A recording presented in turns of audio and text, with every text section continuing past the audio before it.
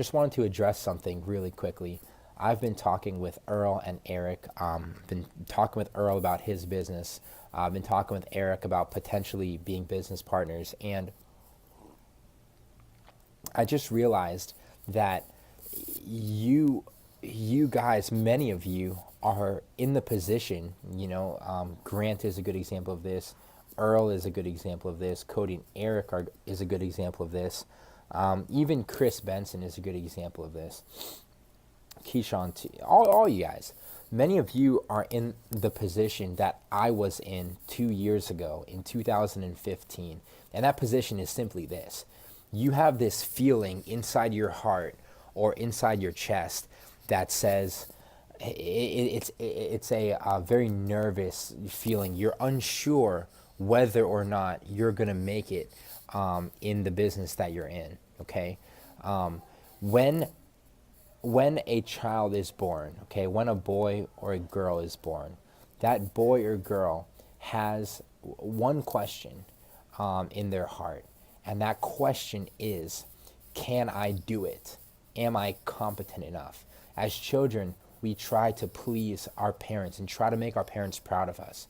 As when we get into relationships, we try to make that boyfriend or girlfriend proud of you. You try to be as competent as you can. In school, you're graded on it's a broken system, but you're graded on what you get right, and they define success as how many answers on a piece of paper you can regurgitate and vomit out. So I don't think school is a good example for that, come to think of it. But in relationships, you try to please the other person. In with your parents, you try to please your parents, make your parents happy. So many things at work. You try to be a good employee, make your boss happy. And when it comes to business, okay, this is what I meant to say. When it comes to business, you are automatically, but based off of the way that you're geared in your head, the way you're tuned, you are automatically thinking, am I good enough? Can I do it? It is essentially the question that you ask yourself. Every single day, still today, I ask myself that question. Am I good enough and can I do it? Now, my parents, when I was a child, my parents grounded into my head. They drilled into my head one thing, and that is, son, you are a winner. Son, you are a champion. Son, you can do it. Son, with God, nothing is impossible. So as a child, I had this feeling of like a divine almost endowment from my creator that I really and truly could do anything. So in the business world, that carried over because I felt, and I still feel to this day, like I can do anything. There is nothing that is impossible for me. The problem with the way that I grew up is that my parents, we were missionaries traveling all over the world doing God's work. My parents put a cap, a limit, and a restriction on how much income they could earn. Okay, so although they told me I could do anything and I was a winner, okay, in sports and life and school and things like that, as far as income goes, my parents did not teach me the necessarily the right principles. Okay, it was only until later on in life that I realized, I woke up and I understood that if there's any amount of money out there in America or the world, I can take it. Okay, think about it right now. As you sit around, millions of dollars are swirling around where you are.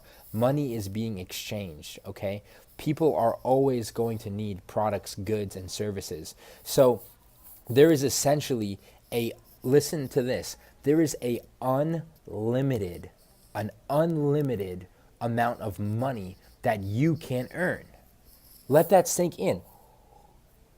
When I realized and I truly understood that there is an unlimited amount of money I can earn, I went crazy. I became obsessed.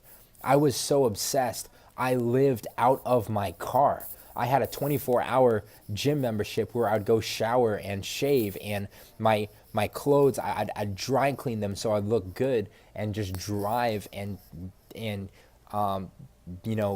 put my product out there. I went crazy. So I think that you have to be a certain level of crazy in your business if you're going to succeed. Look at the greats. Look at every single person that's ever been great in life, and someone has called them a loser, a lunatic, a crazy person. Okay? I'm obsessed and crazy about what I do. I just allow myself to be consumed by it. And that's the reason why I am where I am, and that's the reason why I'm going where I'm going. Because I don't consider talent as a limit. I don't care whether I have talents or not. Thanks be to God, I do have talents, abilities, and blessed with gifts and other things like that. But no matter how much talent I have, if I didn't work hard and if I didn't work harder than everyone else, I wouldn't have the things that other people don't have. So here's what I'm saying. I'm saying that you, right now, I know you are thinking in your head, in your heart, in your stomach, you have that feeling right here, like, can I do it? Can I make it? And I don't know whether your parents told you you were a winner, a warrior, a champion, whether your parents told you you can have any amount of income that you want and desire if you put your mind to it and you vibrate on the frequencies necessary to attain that wealth. But I'm here to tell you that you guys can make it. You guys are winners. You are warriors. If you work harder than anyone else, nothing is impossible for you. There is no limit to how much money you can make. That should answer the question that's in your heart. That should answer the question that you're thinking, like, can I whatever your budget is, if your budget's $2,000 a month or $7,000 a month, can I make that amount of money in my business that I need? I'm here to tell you, yes. Okay? Maybe you need to work part-time at a job and part-time building a business for part-time until your business pays you more than your job, then you quit your job. I did that for a little bit, a tiny bit. But I'm here to answer the question that might not have been answered when you were younger, and that is, yes, you can make it as an entrepreneur. And the best part about what I'm telling you is not just simply to fluff you up and tell you that you can make it as an entrepreneur, you're a winner, nothing is impossible for you. But the best part about what I'm telling you is I'm going to help you.